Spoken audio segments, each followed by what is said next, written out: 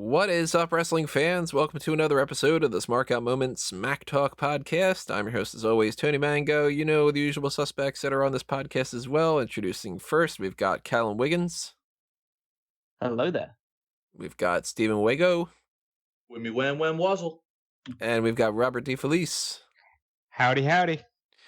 Howdy ho, everybody. We've got something that we haven't done in a long time. It's been 5 years since we've done one of these, and we're actually going to do it a little bit differently too. It's going to be a top rope list, which is getting a whole new format, and it's going to be more engaging this way. It's going to make more sense to do it on a podcast this way because it's not just me reading a list, Callum reading a list, like that kind of thing. We're going to kind of incorporate some elements of the Mount Rushmore in with this, have a little bit more of a debate, and try to figure out our own sort of master list, essentially, of what we got going on here. I'll explain all that in a moment. First, I want to set up the premise of what we're doing here, which is going to be based off of NXT TakeOver 30, which is coming up next week. I figured, you know what? It's a good time to talk about some NXT stars. We had a suggestion of a Mount Rushmore of NXT superstars. I wanted to fold that into this concept instead. And since it's TakeOver 30, why not do essentially what's kind of 30 list, but it's not a top 30, because that would be a little bit weird. It would go on forever. I don't think we would have the right people to necessarily have the great conversation when it comes to that, because once you start getting into the 20s and, you know, closer to that 30 mark, then you're really starting to scrape the barrel as far as like, why is this person number 30 instead of 28 or whatever like that. So essentially what we're doing here instead is, and this isn't going to be the norm when it comes to the top rope list. Normally top rope list is going to be like a top 10, top 20, top 5 even, maybe, depending on the scenario. What we're going to do is we're going to do the top 10 men's superstars from the NXT of all time so far, obviously so far. Then we're going to do the women's division, and then we're going to combine them both and do an overall top 10 NXT superstars so far. So 10, 10, and then another 10, even though we're using the previous 10s. And the way that this is going to work with the new setup is we're going to do something that's based off of actually John Roca's Top 10 podcast. If you've checked that out from Collider and everything before, shout out to those guys. Great podcast. What they have done before, and we're going to kind of adopt that model and apply it in a little way, do some tweaks, is we're going to go around the horn here, and we're going to give our number 10. And just for a random example, I'll give it a name that's definitely not on the list because that person's not even been in NXT. So if your number 10 was, or if my number 10 was The Undertaker, and somebody had The Undertaker at number 10, number 9, number 8, something pretty close to that, I'll go ahead and I'll talk about it. Anybody else can chime in, say their kind of thoughts on why this person's on the list, and we'll kind of carry on like that. Eventually, if somebody says, you know, I had The Undertaker at number 9, then they'll just say, my number 9 was The Undertaker. Okay, well, then we'll switch it around, that kind of thing. Move on. Don't need to repeat the same stuff a million times. But if somebody has that person way high up on their list to where it's a significant gap, then we're going to actually put it on hold. The way that they used to do it on their show, they punted. I'm thinking, hey, wrestling term. It's a rest hold, that kind of thing. And that would be the type of case where, again, say I had The Undertaker at number 10, and for instance, Wago had Undertaker at number 5. Well, we're talking my number 10, 3 other number 10s, my number 9, 3 number 9s, my number 8, 3 number 8s, so on and so forth. There would be a big gap between that, and you'd kind of lose track of where that all comes about. So if I or anybody else says a name and somebody else has it maybe like 4 spots or so higher up, then somebody, whoever that is, will just say, put that on hold or something like that, or just wait for that one. I got it higher up, whatever kind of, you don't need to say something kind of specific. You're not ringing a buzzer. It's not a, family double dare or some kind of thing like that where you have any rules. So that's how it's going to work. It's the first time we're ever trying it, so it might be a little bit of a clusterfuck, maybe. I don't know. If it is, we'll try to tweak it in some other ways in the future and see how we can make it a little bit more efficient. And if you guys really like this, or you have any ideas of how you'd like to see it changed, or if you love the way that it is right now, it shouldn't change anything whatsoever, then by all means, drop a comment below. Also, make sure to drop your comments with your lists and your thoughts on our rationalizations for our lists. So by all means, keep the discussion going like that. And we are just I'm not gonna do a whole bunch of plugs right now. I'm gonna pepper them in here and there. Let's just go ahead and start this with, let's go with the men's division. And I guess we'll go in order of the way that I've got this sheet that I've got written up, which is me, Callum, Rob, Wago, just because I already have that. So, might as well. With this, I'm going to start with my number 10 on the men, and then Callum, your number 10, Rob, etc., etc. My number 10 for the men's list is actually Keith Lee. Anybody have him higher up to where we should hold, or should I just go ahead and talk about it? Go ahead. Yeah, go ahead. Go ahead. Alrighty, so I think it's very early to say Keith Lee is the 10th best guy that's ever been in NXT, but at the same time, I've had a list of about 20 something other people that I could have put on the list that might be on other people's, like Enzo and Cass or Ricochet or Neville or whatever. The more I thought about it, the more I was like, you know what? Keith Lee in this short amount of time frame has given me more positives that I can say than some of the other people. And I feel like he's already made his mark in a way that's really significant. He's the first double singles champion, which is always weird for me to say. He's the guy right now, one of the best in-ring performers. That's so fun. And I think he's really a representation of not only a big guy, but a guy I could see going to the main roster and being successful and being really successful in a big fish in a small pond kind of scenario. Huge fan of big Keith Lee. Callum, what's your number 10? My number 10 is Andrade Cien Almas. You're good to go on my end. Yeah, you're fine on mine. I got a review, Wago. Yeah, I don't care about him. So I went with Andrade beyond just the fact that he was a tremendous in-ring wrestler with NXT. He had the World Championship run, which I think was very successful as well. Those great matches with Johnny Gargano, Drew McIntyre, all the way up to the Aleister Black match at TakeOver in whichever WrestleMania weekend that was. But I really enjoyed the overarching story of Andrade Cien Almas' time in NXT, which is he starts off as this guy in like the suspenders and this weird hat gimmick that isn't getting over at all. He's meant to be like this big baby face from Mexico, and he doesn't get over at all. I think his first match is with Ty Dillinger or something, and everyone's more into Ty Dillinger and the 10 thing rather than Andrade. And so over time, he seems like he's going to be a guy that just falls into the pack. He's just going to be a middle of the road guy. But they give him Zelina Vega. They completely repackage him. They build a story around the fact that he's been washed up and he hasn't made the most of his unbelievable talents. And they turn that into a really, really compelling story where he becomes the guy of the entire promotion for a short period of time. And I think that was a really fun time watching them really see that story develop and see him become a great heel champion. So yeah, that's why I have him as my number 10. My number 10 is Tyler Breeze. Good on my end. Yep, that's fine, man. I have him a couple of spots higher. Oh, All right. Gonna hold on that one then. Yeah, put a hold on that one then. Wago, you're number 10? Well, I already know we're going to put a hold on this one because it's Adam Cole. Yeah, we're Motherfucker. Like, that's on hold. Put a bit of a hold on that one. Yeah, So- midgets only get the 10th spot. Back to me then. Maybe this is considered cheating. I don't know. Making my own rules up a little bit. I have the Revival as a package act at number 9. We are holding on that one, my friend. Holding on that one, I got him much higher. Yep. The reason I have it lower is because it's, I wasn't sure if I'd be able to not have to do that and then you switch it around or whatever. If I didn't even think about adding tag teams. If everybody's in agreement that it makes sense to do that, then we'll keep these. I figured that'd be a Yeah, good time to address it. I'm adding tag teams and stuff like that. I'm not going with All right. constant. There are certain things that you just have to have as a tag team group. Like, Ciampa and Gargano aren't a tag act, even though they've tagged together. They're singles acts, but the Revival's definitely one act you can put together. Right. Mm. All right, then Callum, you're number 9? Pete Dunne.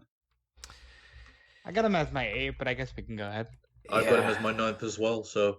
I've got him There we as my 7th, but it's worth talking about him now. Okay, so with Pete Dunne, it all starts with that NXT UK title tournament And it's obvious from the start that the entire promotion is going to be built around this guy, because they give him, even though he doesn't win the title in the end, the whole arc of that show is he's the asshole who's beating people up, he's taking shortcuts. The Tyler Bate, the plucky babyface, wins it in the end, but eventually it's going to go around Pete's waist. They have that brilliant match in Chicago, which is still one of my favorite NXT matches of all time. And you're just off to the races from there. He holds the title for well over 500 days. Obviously, that's due to the fact that they can't really get NXT UK off the ground for a while. But I just love his in-ring style. I love his presence in just the shows itself. The fact that he's interweaved between being the biggest star on NXT UK and can just fit in naturally on NXT whenever he's called in to be involved in the Roderick Strong feud or win the tag team titles with Matt Riddle. I just think he's been an overall really consistent performer and will probably even grow on this list, hopefully, in the years to come. Yeah, Pete Dunne. Where did everybody else have him on the list? Rob, you have him at what number? Number I have 8? him at 8. I think Grego had him at 9 too. Yeah, I have him in the same position as Callum. So I have him number 7. My justification being, I have him a little bit higher up than my number 8, who I'll say in a minute or so, because the more I thought about it, the more I was like, you know what? He's been great in NXT and in NXT UK, and it should be pretty valuable to say NXT UK probably wouldn't really be a thing without him. Like, Tyler Bate was the first champion, but Pete Dunne's the one that took it to that next level, and to be the figurehead of an entire division and an entire subsection, the first spinoff, is great. He has the great matches to go along with it. He's an interesting character, despite the fact that he doesn't have like a whole lot of character. Like he's one of those guys that's charismatic without having to be on the mic a lot and everything. And even when he is, the fact that he's not charismatic is charismatic, which is really weird. So Pete Dunne's one of those few names that have come out of NXT UK where I'm like, okay, I get it. Like, he is, despite his size, fantastic. He's my number 7. So we're going back to Rob at number 9. Who do you got? I've got Seth Rollins. Not on my list. Yeah, not mine either. Not on mine. So I really wish I would have asked ahead of time about the tag teams, because the Revival probably would have taken a spot and changed the list up a little bit. But when I thought we were doing all singles, I went with Rollins because he was the first champion. He did set the tone for what the NXT brand should become. And I just felt like he needed to be given a spot on this list for his shaping the brand. And really, when you look at the way his career turned out, he's like one of the best success stories from NXT to the main roster. Now, I know that that's changed over the years, but I definitely think it's worth at least saying Seth Rollins helped shape NXT. The only No, he reason I definitely didn't did. put him on my list is because everything got better after he left. Yeah. Yeah, like, and that's one of the reasons why he almost missed mine, is because his NXT kind of sucked compared to the NXT we would even get with, Neville or Sami Zayn and guys like that. But I just really wanted him to be on the list. And Tony didn't mention the tag team issue. There's also a thing where I kind of look at NXT as like different eras the way that comic books are, where, if you pick up a Batman comic from the original days, Batman's using a gun and he's justifying why he killed somebody by hanging them, by going, he's better off this way. That's not Batman the way that most people know him. You go to another decade and Batman's got Robin and they're doing goofy things because it's the comic code's authority, and it's sort of like, well, you can't have anybody like shoot anybody or any kind of drug references or any kind of whatever. You go to a different era, it's completely dark. You go to another one, it's whatever. Like, I look at like the Seth Rollins NXT, and then there's like the Neville NXT, and then the like Owens and Balor and all that NXT, and then the Ciampa NXT, and like that. They're differences, and out of the bunch, the Rollins one is kind of the lowest of the bunch for me. Like, well, unless you're counting the competition era type thing. Like, he was in that Big E era too, and like even Big E was better than Seth. Yeah, Big E was the one that beat him, right? Yeah. It was Rollins, Big E, Yeah. then Bo, I think. And then Bo, yeah. Yeah, the Bo Dallas era. Yeah. So, Wego, your number 9 was Pete Dunne. Yup. So we already talked about that. So now we're back around, snaking around to my number 8, Samoa Joe. You might want to put a hold on that. All right. Callum, your number 8? My number 8 was Keith Lee, and we've already discussed him. Oh, okay, there you go. Higher up than me on the list. I was like feeling kind of like, oh man, I don't know if people would be down for Keith Lee being number 10, but I just see a lot of, again, like no, we're not going to discuss him too heavily because you've already mentioned him, but it's just, I see a lot of upper ceiling in him, and I just think that the force of his charisma and just the matches that he has just means that he's worth more than some of the people that have been through and had longer stints on NXT. Rob, your 8 was Pete Dunne. Yeah, and I know we already talked about him, but I will say he's the only person on this list that debuted later on and still managed to find a way onto this list, because I think were the UK guys in after even guys like Adam Cole, because I feel like Pete Dunne is one of the only modern guys that I really bothered to put on this list. I could have swore like Pete Dunne came up right around the same time as a lot of those Undisputed Era guys, because after they got done with the NXT stuff, didn't they like pile right into a feud with British Strong Style versus the Undisputed Era? I never got to mention anything about Pete Dunne, but as far as my favourite stuff he's ever done, it's that tournament final with Tyler Bate. Oh, it's Chicago, Tyler Bate. Yeah, well, no, he fought him in the final as well. Yeah, but it's the idea that I think the Tyler Bate stuff, that match was 2016, I think. So that's way 17, before. I thought. Maybe 2017. That's still way he might have before came in a little bit before, but like Adam Cole's obviously on my list. If you know me, you know that. But Adam Cole and Pete Dunne are the only people who came in after 2017 that I feel like even warranted a spot on this list. Wego, what's your number 8? Well, it was already mentioned once, but Tyler Breeze is my number 8. We good to talk about him now? Yeah. He's all right. So depends on Callum. Tyler Breeze is not on my list. No, he's not on my list either. Okay, so yeah, let's go with it. Tyler Breeze is the backbone of that roster for a goddamn long time. Yep. Literally held that roster together like glue. If you needed someone to take a fall against fucking Jushin Thunder Liger, for instance, you could call in Tyler Breeze and get a good match out of him. That dude was available for a main event. He'd fit right into that role. He never felt out of place. Whatever they needed him for, he could do. If they had established the North American Championship when they established the network, Tyler Breeze would have been the inaugural North American champion.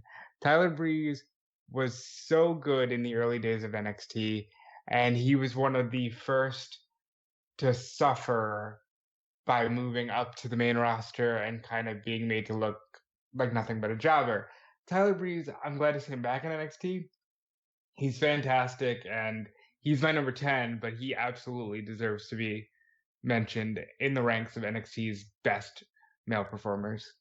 If everybody would have agreed that the Revival is kind of a hokey pick and to stick with singles, Tyler Breeze would have been my replacement. And oddly enough, I would have put him at number 9 instead of bumping Keith Lee up and putting Tyler Breeze at number 10, because then I would have gone with the same justification of Breeze has been there longer. He's been incredibly reliable. He would have definitely won that North American title. He should have won the Intercontinental or something like that. Like, they should not have crapped out on him on the main roster. It's crazy that he's not even won a tag team championship at this point. Yeah, it really is. Big fan of Tyler Breeze. My number 7 is Pete Dunne. We already talked about. So, Callum, your number 7? Tommaso Ciampa. I got him higher up in the list. Yeah, we got to hold off on that one. I have him higher as well. Okay. All right. Done, Callum. There's a lot to come still. Rob, your number 7? Kevin Owens. I've got him at 6, so I'm okay with not my talking list. about So him. not my list. Didn't make my list either. Okay, well, I think Kevin Owens got robbed of a proper NXT run, and that's evident by the fact that these guys don't even have him on their list, because he comes in December I think he wins the belt by February and is on Raw by June, July. Kevin Owens jumps the line very quickly, but he's at one point had Sami Zayn, Samoa Joe, Finn Balor, and John Cena all feuding with him. So I really enjoyed. All I remember from his NXT run was CJ Parker breaking his nose. And that happened too. I mean, look at how good Juice Robinson's doing after all that.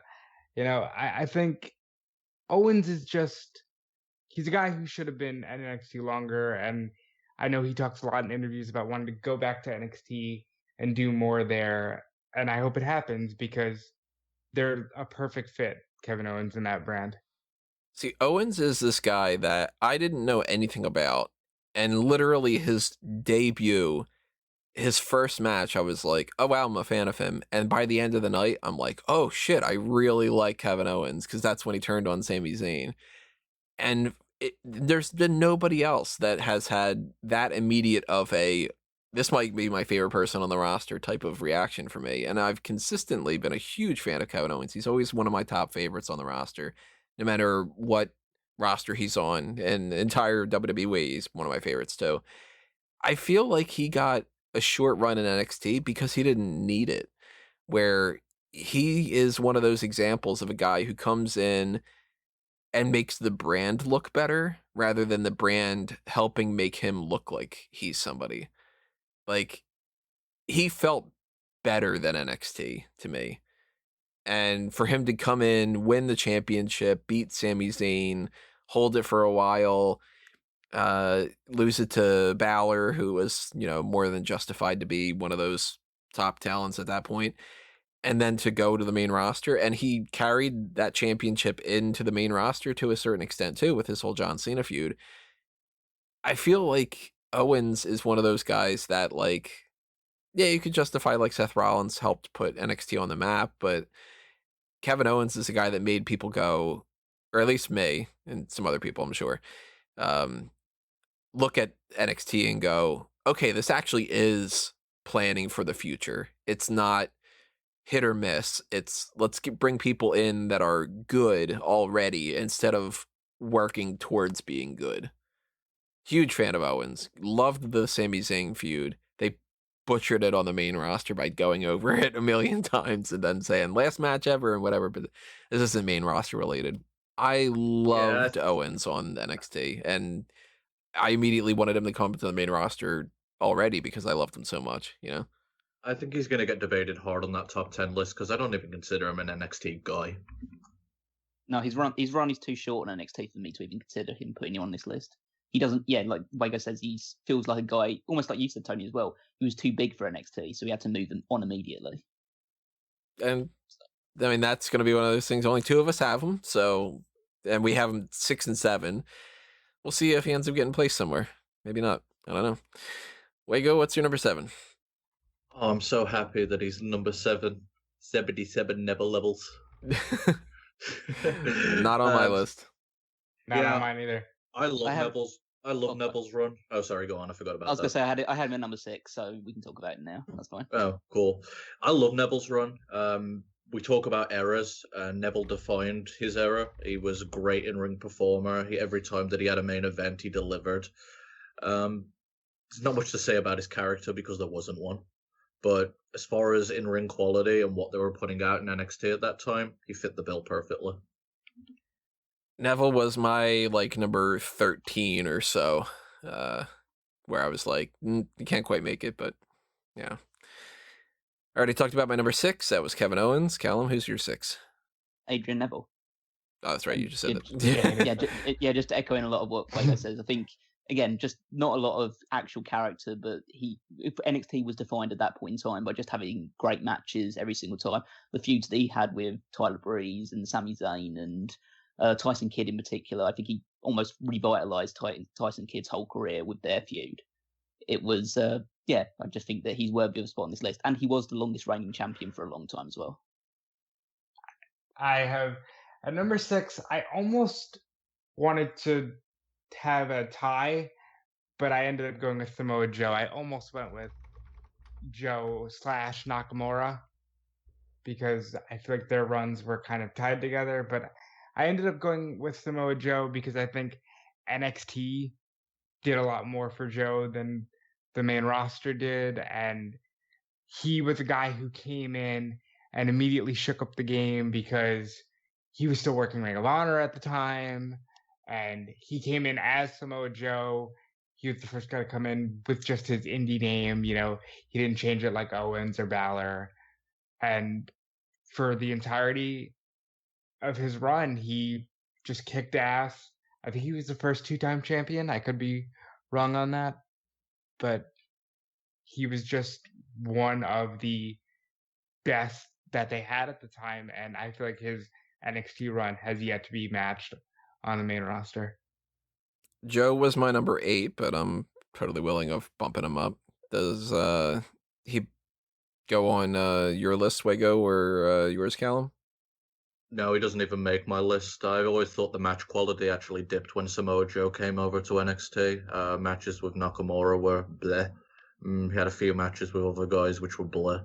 So, prefer him a lot more on the main roster.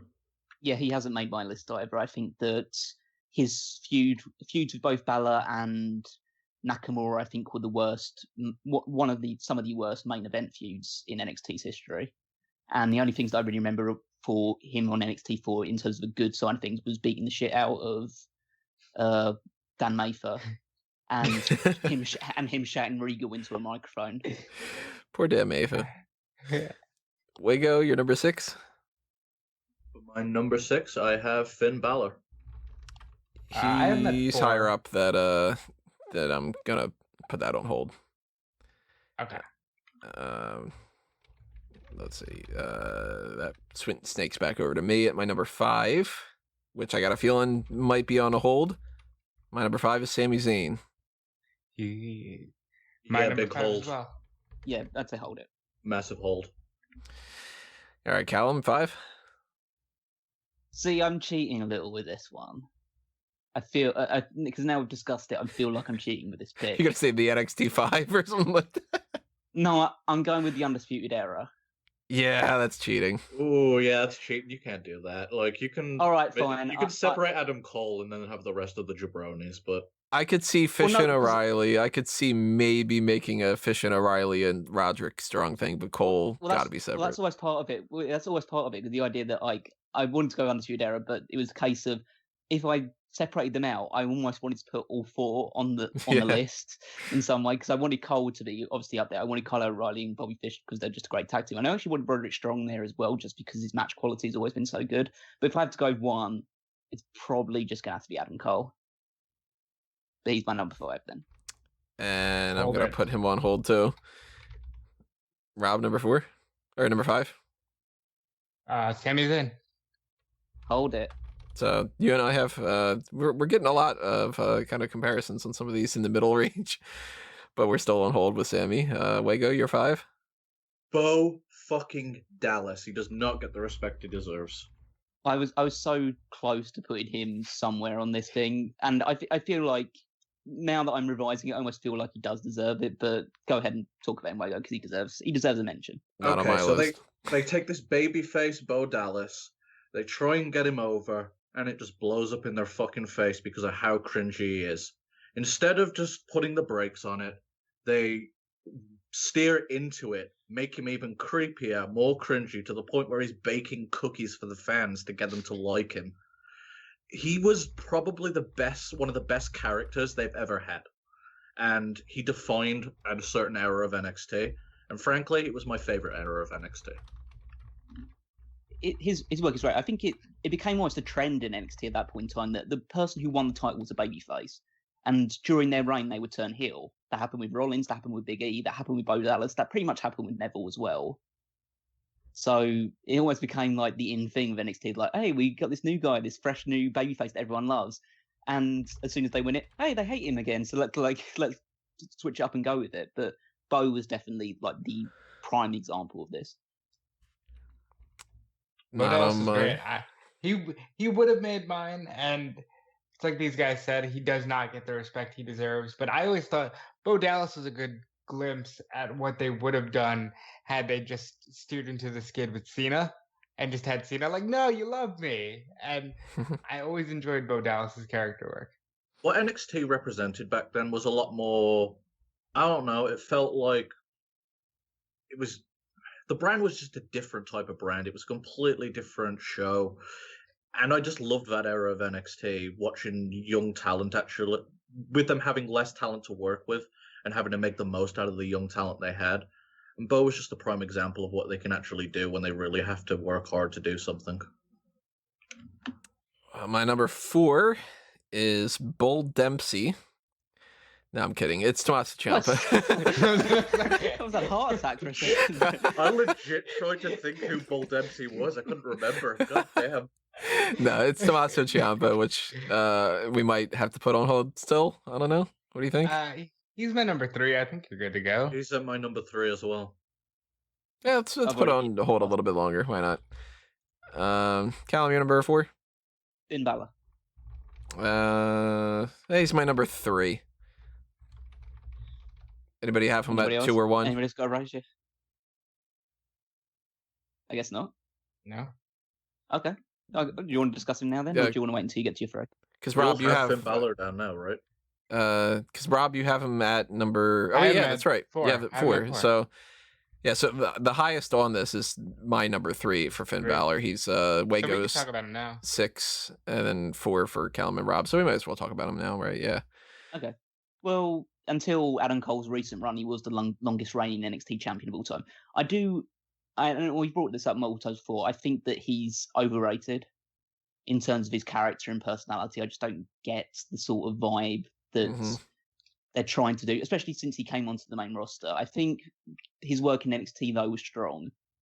I feel his in-ring work was at a high enough quality that he was always putting on good, solid matches in the main event. They were never super blow away. I can't really pinpoint like one match in particular. I think it's probably that match with Neville we had before Neville went up to the main roster.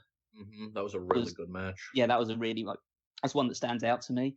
But the stuff that he did with the Demon King, that's just ported over from his stuff that he was doing in Japan. And even though I think at least in NXT they tried to give some sort of semblance behind it, they made it feel like a really big deal all the time. When it moved over onto the main roster, I started thinking, okay, but what's the reason for it? Why isn't he doing this more often? But in NXT, at least they built it around the takeovers. They made it a big spectacle about his entire thing. I think he's an example of someone who the brand NXT elevated to a higher level than he'd been previously. And then when he moves over to the main roster, it just all goes to shit. That's why I had to have him a little lower, because he never felt like the brand made him as much as Finn Balor made himself on that. Oh yeah, I agree with that side of things, but that's almost why I wanted to boost him up higher, is because he actually benefited from being on this brand. Like, this is somebody who the brand elevated to being, okay, you are a main event level talent. You could be our champion and you can be the face of our company for several months, if not close to a year. So that's why I kind of wanted to position him as like, Finn Balor is an NXT guy. He's not a WWE guy. He's an NXT guy. Yeah, I say though, his face paint stops being as impressive when he has to fight giant people on the main roster. I would agree with what Callum said, and also the growth of the NXT brand during the time that he was champion. That's when they started touring more and doing more stuff outside of Full Sail in Florida, and I think Finn Balor was a big part of that. And his work on NXT was so solid that he went right to the main roster and won the Universal title. And because he got injured, I think everything falls to shit. But Finn Balor was made through NXT, and in the process, I think helped grow NXT on a global scale. I've got Balor at number 3, but I am way more than willing to throw him down some spots, because I've always thought that he's been overrated too. I thought that the entrance wasn't as great as people were making it out to be. I thought that the face paint type stuff was sort of like, all right, now I've seen it once or twice or 5 times or 10 times. It's not anything special anymore. He's basically doing the exact same thing that he's done. If he didn't, it's just that instead of having a leather coat that he opens up, he's, kind of slinking his way to the ring. But once the bell rings, he's exactly the same character. He doesn't switch anything up. He's not like the way that The Undertaker is when he's, American Badass and he's wrestling a different style than when he was The Undertaker with the Dead Man gimmick or something. Or, a Papa Shango versus the Supreme Fighting Machine Kama. Like, they're completely different. And Balor was one of those guys that he could always have a really good match, but I felt like people went crazy over him and talked about him being like the next big thing in WWE. And to me, his highlights were in NXT. Once he came to the main roster, he felt like an Intercontinental Champion, not a World Champion. Now he's back in NXT. Even now on NXT, he feels kind of forgettable compared to everyone else. Yeah, he came back as this like big savior that's going to be, the big main name that's going to help run this whole thing. And maybe it's partially because of COVID stuff. I don't know. But the time frame that he was in there before COVID even, he wasn't really doing anything. Like, he was kind of bouncing around between different feuds. He didn't stick with anything, and he didn't feel like he was that much bigger of a deal. So I have him at my number 3, but when it comes to the debate side of this thing, I'm fine moving him down to number 6, number 7, something like that, and bumping some other people up. Especially like a Ciampa. Like, I have Ciampa number 4. I probably should put him up higher because I would gladly take any Ciampa match that we've gotten over the past 3 years than a regular Balor match at this point. Anyway, Wego, you number 4? All right, so for my number 4, I have The Revival. So I don't know where everyone else has placed them. Put it on hold. Nice. On hold even still, yeah, okay. They were my number 9, but I'm so sad I didn't know that I could put them on the list. Well, Balor was my number 3. Callum, here's your 3. Here's your bronze medal. Johnny Gargano. Hold. Okay. Well, he's my 2, but my number 3 is Tommaso Ciampa. So that's unless Wego's got him at number 1. I have Ciampa at number 3.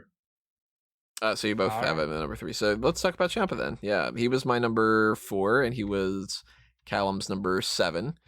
Yep. Ciampa's great. He's fantastic. And I found an old post of mine that said, I really like Gargano and the Revival are amazing, but I'm not sold on Ciampa. And this is like back when they were just DIY and they were thrown together in the tag tournament for no other reason other than, hey, here's 2 indie guys that you might know. And Ciampa became like the dominant heel of NXT. And whether it's been played to death or not, and I think it has, Gargano and Ciampa carried NXT for almost 3 years, and their story is just great. Ciampa looks like a measuring stick when he's in NXT, and I just think he's fantastic.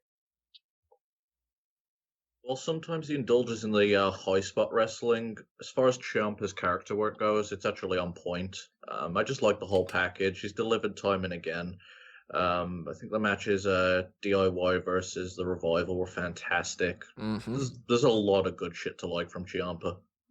If he were younger and knew what he knows now, he wouldn't even really need to change all that much other than, I'm sure that they would prefer if he was a little bit taller and a little bit bulkier and like all the other kind of things to go along with that. But like, Ciampa is one of those guys that I feel if he doesn't get a world championship, it's going to be a shame. Because, man, he is good. And he's got character down. He's got the ability to have great matches with pretty much anybody. I mean, he's not my absolute favorite in the ring compared to some of the other people. And I feel like some other people are a little bit more trustworthy, especially with the injuries and stuff. But he is a main roster talent in an NXT package. And maybe if he went up to the main roster, they'd screw him up like they did a lot of other people. But I would hope that he would be like this Randy Orton feud that they had teased a little bit. I would love to see that. Ciampa's so good. I know he had said that he doesn't want to do a main roster run, but that was a lot of that because of the travel, and I wish they would have taken advantage of the COVID era and just had him interact with Raw and SmackDown guys because they're all based in Florida right now anyway. Because he's so good and he deserves to get in there with Randy Orton and guys like that before he retires. It's a shame that they didn't We're at just the point say now- brand split suspended during COVID. Let's just have fun. Like, that should have been great. NXT is not even that different from the main roster anymore. It got to a point where the products felt different, so him going to another place isn't going to affect him all that much. We talk about guys getting called up and ruined, but they've got the same opportunities now. It just depends on if WWE values that person. Because somebody like a Kevin Owens, he's done well. But you take like a Tyler Breeze, and they clearly didn't see him as being anything other than a mid-carder. So you put him with the bigger names on Raw and SmackDown, and suddenly he sucks, you know? So if you would to put like a Ciampa on Raw and make it to where the most that he can do is beat somebody up on main event, then it's not worth it. But he's my number 4.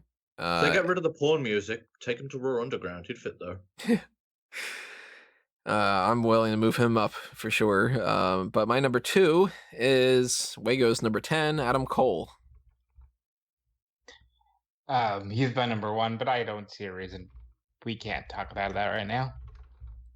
And Callum has him at number 5, so let's talk about him right now. Why not? Cole is they said it all the best. If he were a little bit taller, he'd be Universal Champion.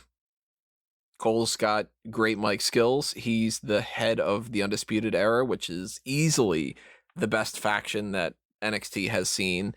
Arguably the best faction that's been in WWE over the past few years. I mean, the Shield and the New Day are really the only ones that can give it a run for its money. They're holding this division together. He's been the longest running champion. He can have a great match with people bigger than him and people that are the same size as he is. I don't even like his finisher, and yet the end of every single one of these matches still ends up being something kind of fun. Huge fan of Adam Cole, and if without him, the Undisputed Era is just Fish and O'Reilly in a tag team, and Strong doesn't even get in the mix. I think Adam Cole, it's been said to death at this point, but if he was just a little bit taller, he would be main eventing SummerSlam this month. Like, he is that good. When you have Shawn Michaels and Triple H telling you and telling the world, this guy is our Iron Man, he can do whatever we need, there's no higher praise. And the Undisputed Era, every time we think they're done and it's time for them to get called up, they stick around and they continue to be part of the glue that holds NXT together. And on top of that, longest reigning champion, first North American champion. He's got the accolades. I had to put him at the top of the list. Any other thoughts on Cole?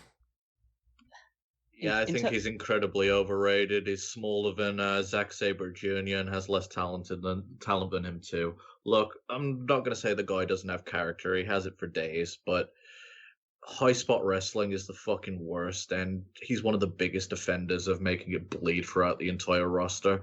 I can't stand him. He's honestly made the entire brand unwatchable for me. I wouldn't go as far as saying unwatchable, but I do kind of echo similar sentiments to that point. Cole has great personality. He's a great talker. He is great in the ring as well. I don't want to just take that away from him, but his run as the top guy on NXT has coincided with me falling not sort of out of love with NXT, but I definitely don't feel as strongly towards the brand as I previously did. And that's a variety of number of factors. The fact that it has gone live, the fact that it does seem to echo a lot of the stuff that you're seeing on the main roster nowadays, the fact that AEW is there and I think provides a much better product than NXT. And so, yeah, it's just all of those factors have kind of combined to me just thinking that Adam Cole isn't really as great as people make him out to be. And I would like to take back my 10 spot and give it to Jushin Thunder Liger out of spite. Callum, you're number 2? Sami Zayn. So he was my number 5. He was Rob's number 5. And Wago, do you have him on your list? Yeah, higher though. Yeah, let the record show I have so much respect for Callum. Oh yeah, I know what I'm doing with my first take. But if you want to wait until Wagos gets around to his number one, I'm fine with that. You know what? Might as well wait for then. So Rob, you're number 2? Johnny Gargano. Ding, ding, ding. Me too. He is my number 1. So I guess since it's the fact that it's your number 2, and my number 1, we would sneak around to it anyway. Let's talk about him now. Start it off, Rob. Why not? Johnny Gargano is Mr. NXT. Ciampa says he doesn't want to do the main roster because he's afraid of, travel and injury and stuff like that. Gargano just loves NXT so much that he doesn't need a main roster in his mind. And everything he's done has shown just how much NXT can be. Like, when they did the May 2016 show, they called it the end of the beginning and how they were going to turn it into more of a super indie. And I think Johnny Gargano is the payoff of them turning it into a super indie. Johnny Gargano he's just the guy for NXT as far as babyfaces go. I don't love him as a heel. They've done it twice now, but it is what it is. I'm not the biggest fan of him as a heel either. Like, his current character right now leaves much to the imagination, and I don't even know what they're going to do tonight, but it's another one of those dinner with the Garganos type things. But as a babyface, he is the Daniel Bryan of NXT, and he's the first, I think, to win all the belts. He is the easy pick for me as far as the most consistent, best in-ring performer, because he just had this string of Cole, Ciampa, Andrade, and anybody else really at that point for like a good 2 years, it seemed. Whether he was in a tag team match or a singles match, every single match he had was just phenomenal. He represents the Performance Center coming up to a point where you can really just get behind him. Like, he's not just some random dude who decided to sign with NXT. He goes to the Performance Center, then he leaves, that type of thing. Like, no, if they were to put Johnny Gargano on the main roster and make him the next Daniel Bryan, I would be totally fine with him being the underdog going into WrestleMania and winning the title. Huge fan of Johnny Gargano. I couldn't put him anywhere but number 1. For the while, Johnny Gargano was the only babyface that WWE really had. They had all these babyfaces that just got shit on by the fans, and Johnny Gargano was the last babyface they had, and he really won me over. He's works great. Again, I'm not the biggest high spot wrestling fan, so not all of his shit's great for me. But it's hard to deny that he very much is like that Daniel Bryan character. He always had fans support him, and that's hard to do these days. So to finish our top 10s before we go into our super list of this top 10, Callum, you've got the Revival at number 1? Yes. Respect. Yeah. Respect. See, there is one distinguishing feature between the Revival and everybody else on my top 10 list, and that is they were nobodies before NXT. Mm-hmm. Everyone else had indie backgrounds, and you could say like how far they went in that sort of side of things, but they all had names coming into NXT. They were all people say, "Oh, it's a big deal. Neville's coming into NXT, or Sami Zayn's coming, El Generico's coming into NXT, or Kevin Owens, or like Finn Balor or Prince Devitt is coming in." Like, it's all like, okay, these guys have some sort of track record behind it. These guys were mechanics. That was literally their nickname. Yeah, the mechanics that was rough. coming into it, losing squash matches to Mojo Rawley and Bull Dempsey as a makeshift tag team, and they just built such a rep based on the fact that they were just the greatest tag team on that brand. And I've always held, like, there's so many great things about NXT, but I've always held the number one best thing about NXT has always been the standard of its tag team wrestling, and the fact that it restored faith in me in tag team wrestling when WWE had pretty much ground it into the dirt. It's like, this doesn't matter, this is a sideshow, we just do it because it gives, gives the champion someone to beat in 2-on-1 handicap matches. Whereas the Revival were just such a throwback, was such a a master craftsman of like tag team wrestling. They just did all the things that you just needed to do to have a great match. Psychology off the charts. When they first won the tag team titles, I was like hesitant because I didn't know who these guys were. but they just built up such a rep through those matches with American Alpha, with DIY, even with stuff they did like AOP and some other teams like the Vaudevillains when they first won it in the first place. They were just, for a good solid year and a half, 2 years, like they were the standard bearers for the tag team division. I think tag team wrestling in NXT, for me, has always been a cut above what they actually do in a single side of things. So that's why I had to put them at number one. If I had known that I could do the Revival, they probably would have been number 3 or 4 for me. They're the best tag team. Like Count said, restored faith in tag team wrestling. They are the most pure wrestlers you can get, and I love watching them in AEW just shitting on the fact that nobody else cares about the rules of tag team wrestling or anything regarding it, because they're just old school guys, and I love them. Remember when Scott Dawson had a... Go ahead. I'd go ahead and say that they're the best tag team WWE's come out with in the last 10 years. Easily. 20. Do you remember when Scott Dawson was paired with Alexa Bliss as just, aren't these people Southern and quirky?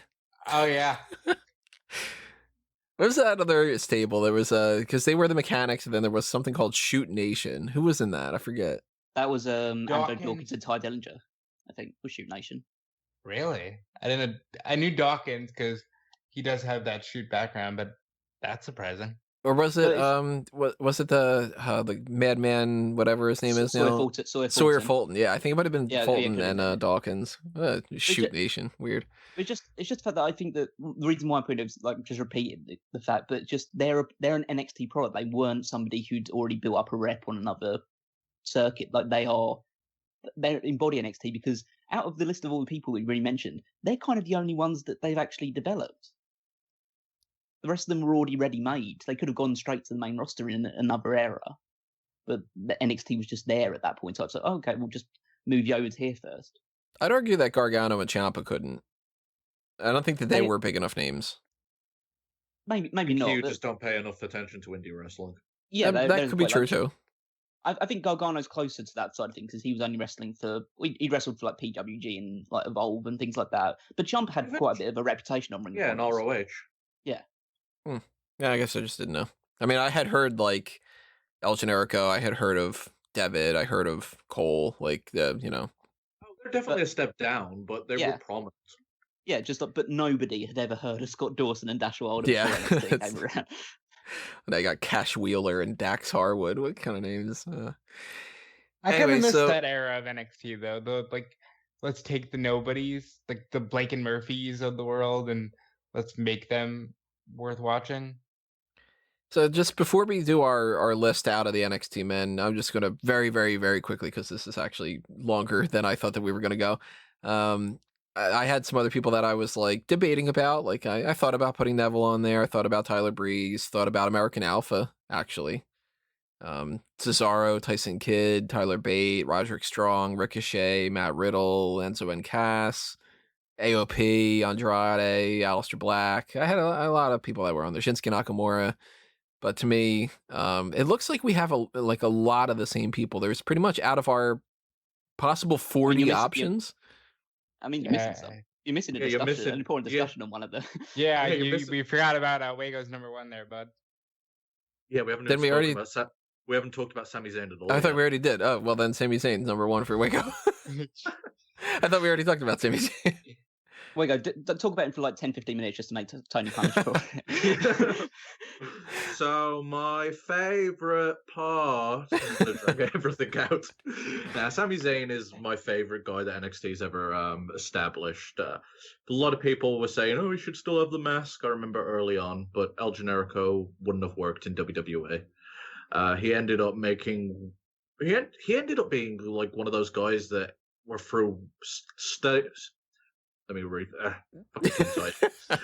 You are going to take 15 minutes of it. Yeah, right. I'll get that. He ended up being one of those guys that were like in every era for a while. No matter what version of NXT there was, Sami Zayn was the constant, and he always delivered. Yeah, Sami Zayn's great. He is very much in that Johnny Gargano kind of range of like that underdog type of guy you can really get behind. He's like the baby face of the brand kind of a thing. Great matches, worked with a lot of great people. The Cesaro feud, really good from early days. The whole feud almost made me put Cesaro on the list because that was what got me into NXT. Yeah, Cesaro was like one of my like standbys as well, just based off the strength of that feud. And his match with William Regal that he had, like William Regal's final match on NXT was with Cesaro. So, oh man, okay, maybe I do get rid of Adam Cole and put Cesaro on there. Shit.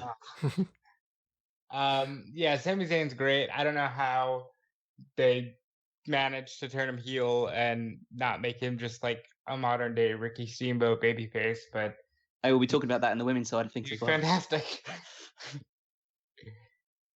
So here's how this has to kind of work. We have to look at our lists. I have everything up on a spreadsheet. Obviously, people listening to the podcast, whether you're listening to us on the podcast only feeds, like the audio only things, or you're on YouTube. I didn't bother to put this up on YouTube as far as being like, like something visual for you to see. That's just going to take too long to edit. But we have our lists, and we got to kind of figure out the super list that comes all of our lists together, and we agree on this. And if we're looking at the placement of certain people, we got to go by their rankings and common themes. And, if this person's on everybody's list, it kind of gets higher up than what somebody is if they're not on everybody's list, that kind of thing. So if you're looking at this, one of the things I think we need to address is I've got Gargano number 1. 2 people have Gargano at number 2. 1 person's got it at 3.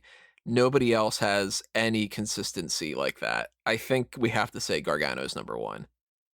I don't know. You maybe split the difference, make him 2. I don't know. I think he's the one who's consistently near the top, and I don't have any problem with the numbers there. The math makes sense to me. It doesn't feel right, but I guess. Now, I've got Adam Cole at number 2. Rob's got Adam Cole at number 1, but Callum's got him at number 5, and Wago's got him at number 10. So realistically, despite the fact that I've got Cole at number 2, he pretty much can't be number 2. He's got to be lower on the list. I'm just here to fuck up Adam Cole's score. The fact that all of us have Adam Cole on there means he's got to be a part of the top 10, so I'm going to put him up on the side for now. Callum's got Revival at number 1. I've got Revival at number 9. Rob doesn't have him on the list, but that's also because he didn't know if that would be, worthwhile to put them on there, if that had to be singles. And Wago's got Revival at number 4. So it's almost kind of in the same range as Adam Cole.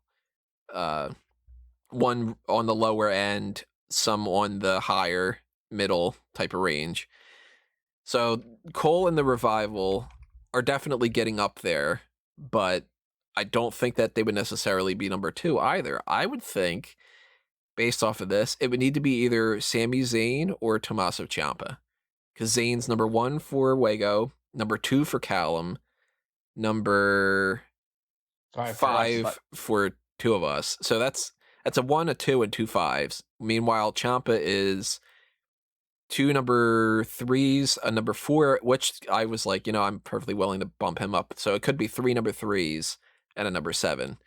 How would you guys rank that? To me, that kind of seems a little bit like maybe Sami Zayn goes above Ciampa, and then Ciampa's number 3. Yeah, I'd have Sami 2 and Ciampa 3. Yeah, that works for me as well. All right, so Sami Zayn, number 2, Tommaso Ciampa, number 3. Then it seems like we're either going Balor seems to be Adam Cole or the Revival or Balor, because there's really nobody. I mean, everybody, if you look at our top 4, it's essentially Revival, Gargano, Ciampa, Zayn, Cole, Balor. So we already knocked out some of those. It's almost got to be either Finn Balor, Adam Cole, or the Revival. I think number 4 should be Balor because he's more consistently around that area in terms of where we've put people, whereas Cole and the Revival are a bit up and down. Yeah, because Balor is... Yeah, I agree. 3, 4, 4, and 6. Yeah, so... All right, Balor number 4. I think based on numbers, it's Balor, Cole, Revival. Yeah. Because Cole has a 1 and 2, so I think that he should be higher. They should be higher than Revival. I don't agree with it, but that's what we've got in the numbers wise. Yeah, I'm with you. Revival's way better, but it is what it is. Yeah. So that would bump down to number 6. That means we got 7, 8, 9, and 10 to figure out, and the ones that are on the list still to sort out. We've got 2 votes for Kevin Owens. We've got 2 votes for Adrian Neville. We've got 1 vote for Bo Dallas. We got I think actually everybody has Pete Dunne at. Really? Yeah, I've got him at number 7, and everybody else has him at 8 or 9. I think he's the only one that we have totally across the board. So I think he by default needs to go number 7.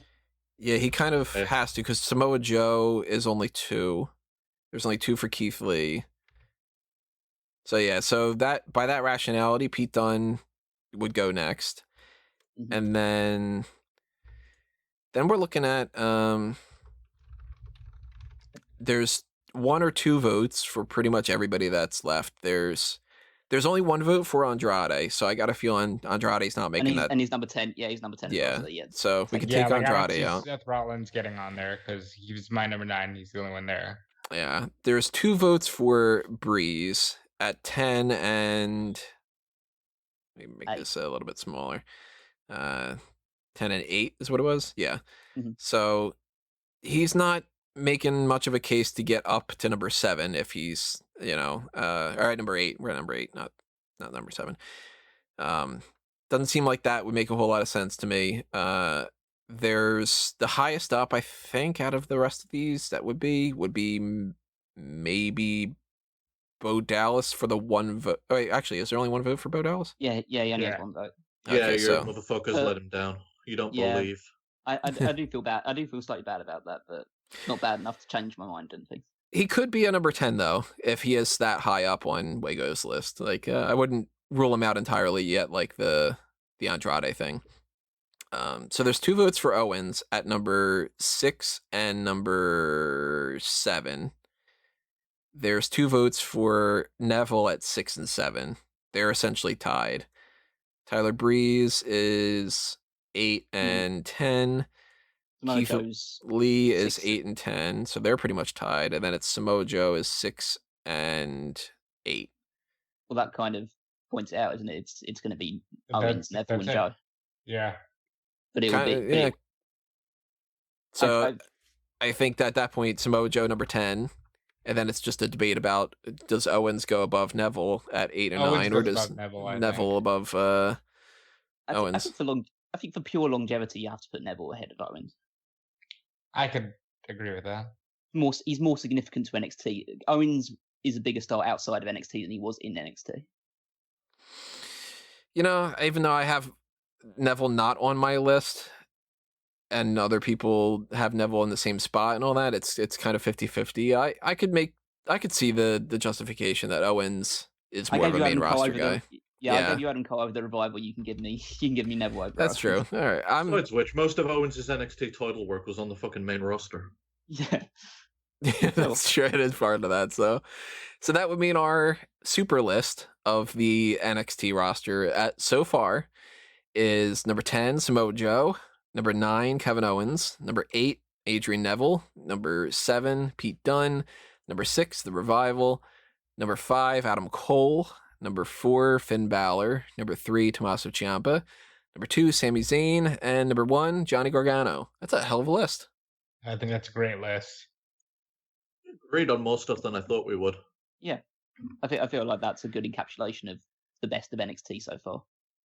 So that's one of our lists. It went longer than I thought. Can we take a piss break? We are going to take a little bit of a break. We are not going to hear it on the podcast feed. But we will take a momentary break. We're not going to hear Wago pissing on the podcast feed? No, we're not going to pull a Naked Gun here. That's an exclusive for the Patreon. I should do a little plug right now in the meantime for that Patreon, just because we're in the middle of transitioning segments here. So yeah, if you would like to hear Wago pee, I guess, I don't know. No, if you want more of these kind of things in the future, we would like to do more of these. But if you're liking I kind of like how this is working so far. But in the future, we're not going to have 3 big lists. If you want us to do like the next top rope list we do, instead of making it like a top 10, maybe we do a full on top 25 and it gets to the point where the rest of like the full episodes on Patreon or something like that. something to think about in the future. But if anything that you know from the Patreon side of things, $1 and up all means a lot. $10 gives you access to the Patreon exclusive Darkcast episodes. There's the Pick Your Poison tier where you can request some kind of a special feature. So if you like these top rope lists and you want us to do more, and you are waiting patiently and you can't be patient anymore and you want us to do that, then take advantage of the Pick Your Poison tier. I will talk more about that in a moment. I'm going to let Wago go take a pee. I'm going to save our recording here to make sure that we don't lose anything like that, and we will be right back in a second. So, welcome back. You probably just heard us say, we'll be back in a second. So, there we go. We're back. Look at that. I didn't lie. Hopefully you're enjoying this. We are continuing on here with the women's section here. Remember, of course, like anything else, drop a comments below and tell us your thoughts on our list, your list as well. Hit that subscribe button on the YouTube channel if you haven't done that already. Ring that little notification bell as well. And hit the like button on the video. Show that you like this, because the more that you like it, the more that we will do certain things like this in the future. I mentioned the Patreon, but I'm going to very quickly throw out a plug there for the Patreon as far as Smark Moment stuff. Is also applicable to Fanboys Anonymous. That is the sister website that deals with geek culture topics. So even though movies are not really a thing anymore, it seems, the way that COVID's going, if I have any ideas about video games, TV shows, comic books, video games, I already said video games, movies, anything like that, you're going to find on fanboysanonymous.com. So if you want more of that, hit up the Patreon for Fanboys Anonymous, do the Pick Your Poison tier, request some kind of a fan tracks audio commentary or something like that, or a podcast about something, or maybe you want Rob and I to do that whole discussion about best Batman villains or something like that. I don't know. Just keep that in mind. Follow the Facebook and Twitter accounts at SmarkOutMoment. Just going to blow through these things right here. Why not? And check out the merchandise shops on the TeePublic and Redbubble for Fanboys Anonymous, A Mango Tees, and Smark Out Moment to pick up a t-shirt or some stickers or mugs or phone cases or whatever it is you're interested in. Lots of products, lots of designs that can go on those products. Hopefully you find something and you like it. Just browse the catalogs. Anyway, plugs out of the way. We talked about the men's division for a full hour. You should know how this works by now. We don't need to break that down anymore. Now we're on to the women's division. And I'm going to start with my number 10 here, Toni Storm. You're good on my end. Yeah, not on my list. Good for Wago too? My mute button got stuck, but yeah, I'm good. All right. Toni Storm, I will say, is not the craziest best pick in the world. I am fully willing to not have her on the list when it comes down to the fact that it's only one person. But I kind of figured I didn't feel like there was a strong enough other candidate to put on there. And she was kind of, even though she wasn't the champion for the longest, and now Kaylee Ray is actually going to be the longest, kind of crazy. She is sort of the reason why NXT UK exists for the women's division. And if she would have been on the regular roster, I feel she would have been champion by now. She's great in a lot of ways. Big fan of her. Callum, you're number 10? Well, Tony, I have a question for you. Do you like bubbles? Oh. They're okay, but she's not on my list. Do you like gum as well? Mine either. What kind of gum? If you like this gum joke, by the way, I'm not going to say exactly what all the gum's about, but if you are, there's a t-shirt for it. Go ahead and pick it up. No, Emma's my number 10. Am I good to go? You know what? You know what? I'm going to make her my number 10 too, because it easily replaces the one I had.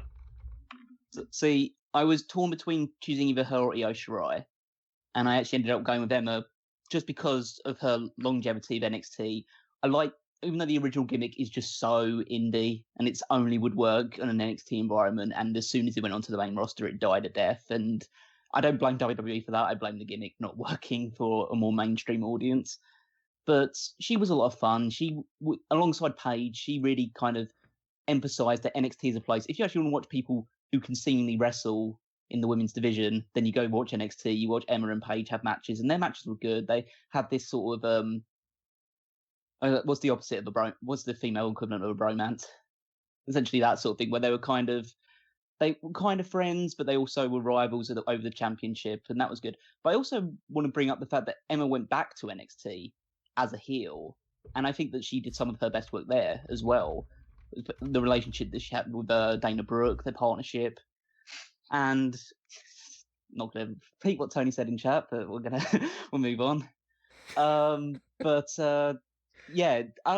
she had that match with Asuka in NXT TakeOver London, and that was the first match where I kind of went, okay, Asuka's going to be something special, and I thought Emma played a really good part in like getting her over originally with that first initial feud. So yeah, I think Emma's worthy of a place on this list for me. She almost made the list for me, but she didn't. Is she on your list at all, Rob? Nope. She just made mine at number 10 because I forgot all about her until Callum mentioned her. Who, by the way, did you have at number 10 that you're bumped off? I just forgot her name already. Shirai, the fucking pirate princess. Kyrie?